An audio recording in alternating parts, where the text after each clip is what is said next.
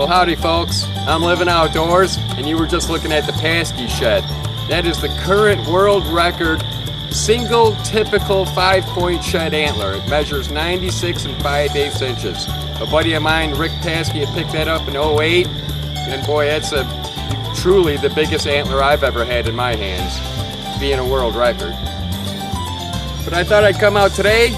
I brought out this antler I found yesterday, and we're gonna score it up. I'm surprised to find out I get a lot of messages about people wanting to know how to score antlers, and I talk to a lot of people who have no idea on numbers when I want to talk numbers with them. So I'll do a little short video, show you all on how to score up antlers, and we're living outdoors.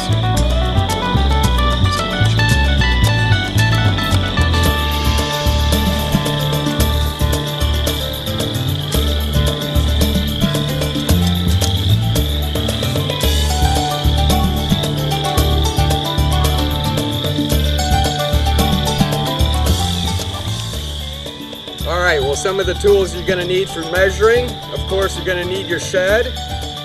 I use a cable, this little cable, because it won't stretch.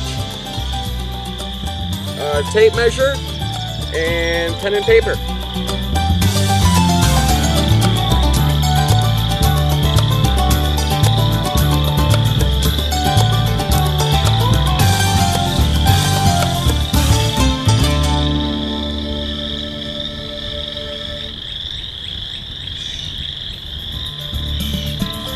Good. Alright, I always start with the main beam. If you measure around the inside of the main beam or the bottom of the main beam along here, you're going to come up with a different measurement than if you were to do the back. Do the back of the main beam, find the back.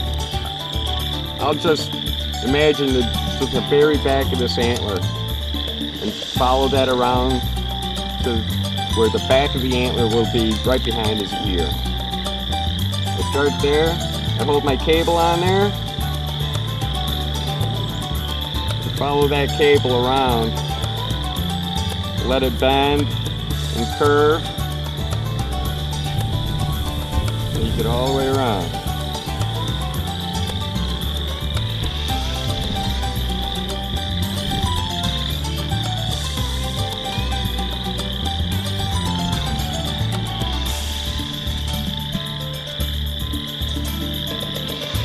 A lot of people will use an alligator clip and they'll clip that clip right here. I just hold my thumb on it,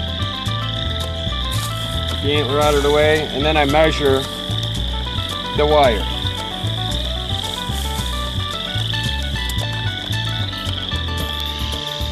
It comes out to 18 inches. I'll do the G1 or the brow tine or eye guard or whatever you call it next. In order to determine where the bottom of the tine is, I'll take my cable and stick it across the main beam. And imagine the main beam being perfectly round without that tine being there. It'll be about right there. So I'm going to measure from the bottom of this little nib, this little bump right here. Make the cable on there and measure on up.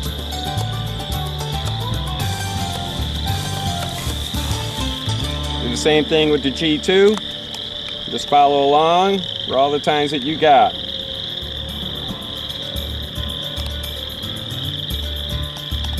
I'll check it out. I'll look at a little mark on the antler of where that cable is laying. At the bottom of that cable right there.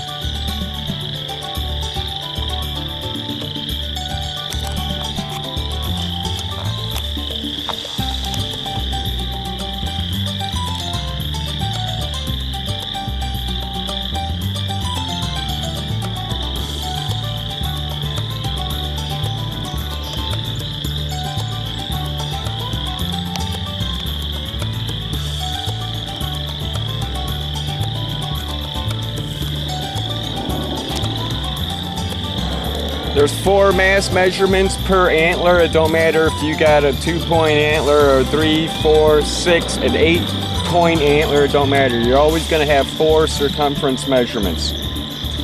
In this case, we're going to get, your first one's going to be in between the pedicle and the brow tine.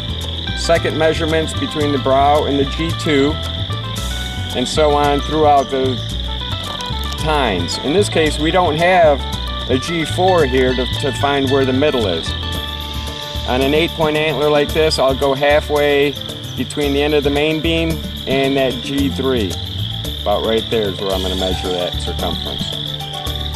We'll start out with the first one. And you're going to want to try to find the smallest area on here. We all want to score big, but the way they score them is they find the smallest measurement.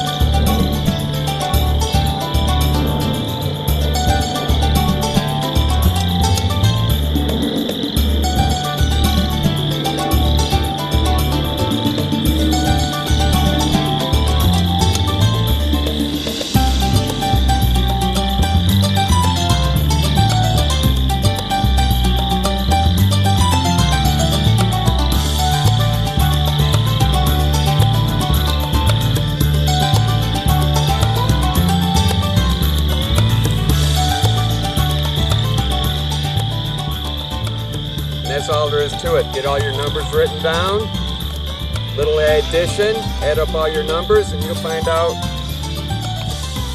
the score of your white-tailed deer antler. Let me wrap off all this. I'll throw these numbers together, we'll find out what we got.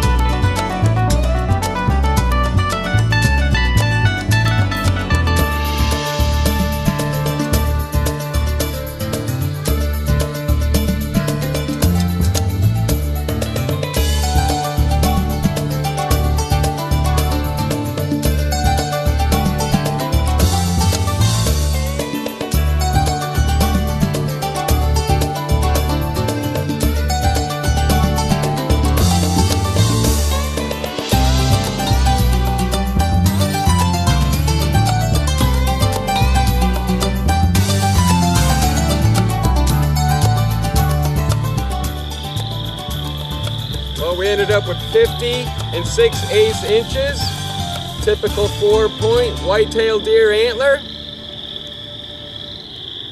That's a decent antler in anybody's book. Big or small, we like them all. We love living outdoors. If you ain't living outdoors, you ain't living.